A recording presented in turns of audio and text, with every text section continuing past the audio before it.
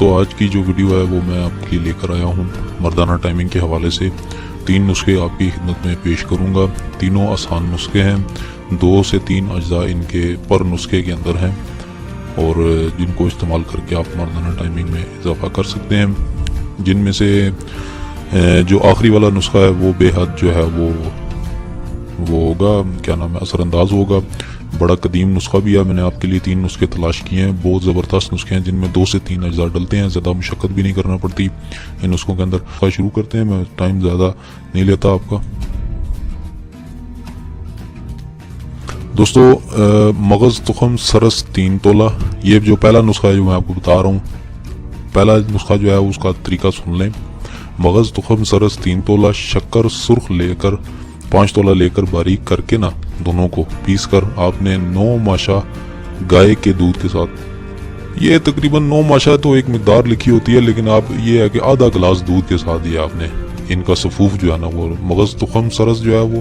اور شکر ان دونوں کو ملا کر نا باریک پیس کر دونوں کو ملا کر آپ نے یہ تقریباً 9 ماشا تک، یہ 1 چمچ بنتی ہے، 1.5 چمچ بنتی ہے، یہ آپ نے لے کر اوپر سے دودھ کا آدھا گلاس پی لینا ہے۔ ٹھیک ہے جی، پہلی تو یہ ہے، یہ قبل از جمع آپ نے لینی ہے۔ ٹھیک ہے، دوسرا نسخہ جی تخم برگد، برگد کہتے ہیں جی بوڑ کے درخت کو، تو اس کا تخم سایہ میں خشک کر لیں، تخم دودھ کو بھی کہتے ہیں۔ ٹھیک ہے، کیونکہ برگد بوڑ کا دودھ ہی استعمال ہوتا ہے، اسی کے لیے تخم کہا گیا ہے یہاں پر۔ تو برگد کا یعنی بوڑ کا دودھ سائے میں خشک کر لیں، ہم وزن اس کے برابر چینی لے لیں، کیونکہ بوڑ کا دودھ کوڑا ہوتا ہے تو اس کے برابر ہم وزن چینی لے لیں، اور مقدار خوراک 6 ماشا، یعنی 6 ماشا تک آپ نے اس کو جو ہے وہ استعمال کرنا ہے۔ خشک ہو جائے گا تب وہ آپ نے استعمال کرنا ہے، چینی میں مکس ہو جائے گا، تو صبح و شام دودھ کے ساتھ آپ نے اس کو لینا ہے۔ ٹھیک ہے جی، یہ 2 نسخے ہو گئے، اور تیسرا میں آپ کی نظر کرتا ہوں۔ یہ تیسرا نسخہ جو ہے نا جی، یہ اس کو ذرا غور سے سننا ہے آپ نے، یہ بڑا اہم نسخہ ہے اور یہ بڑا کارآمد اور بغیر افیون کے، تینوں افیون کے بغیر ہیں،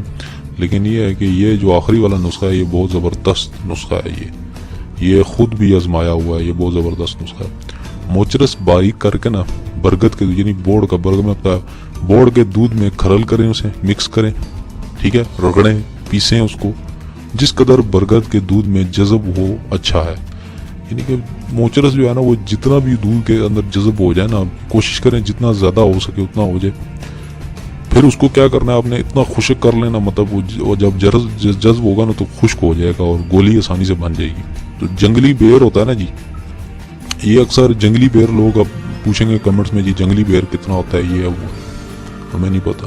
جنگلی بیر بھی میں آپ کو بتاتا ہوں، یہ اکثر آپ نے گرنڈے کھائے ہوں گے، اکثر گرمیوں میں وہ لے کر آتے ہیں، ایک بھائی صاحب باہر بیچتے ہیں گرنڈے وغیرہ، یہ چھوٹے سے ہوتے ہیں، تو اتنا ہی ہوتا ہے جنگلی بیر، وہ آپ نے لے لینا ہے۔ چھوٹا درخت ہوتا ہے، اس کا چھوٹا سا درخت ہوتا ہے، ایک تو بڑا درخت ہوتا ہے نا بیر کا، وہ نہیں، چھوٹا درخت ہوتا ہے جنگلی بیر کا،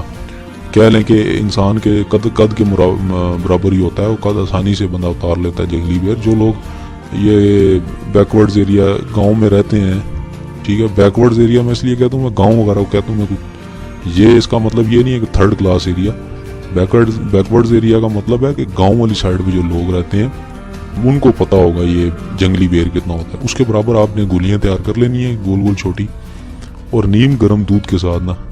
1 گولی لے لیں یا 2 لے لیں، کیونکہ جن کی ٹائمنگ جو ہے وہ بہت زیادہ کم ہے، 1 منٹ سے زیادہ کم ہے، تو وہ 2 لے لیں، اگر ٹھیک ہے نارمل ہے تو 1 لے لیں۔ ٹھیک ہے جی، قبل از جمع دودھ کے ساتھ۔ تو آپ لوگوں سے گزارش ہے کہ ہمارے چینل کو ضرور سبسکرائب کریں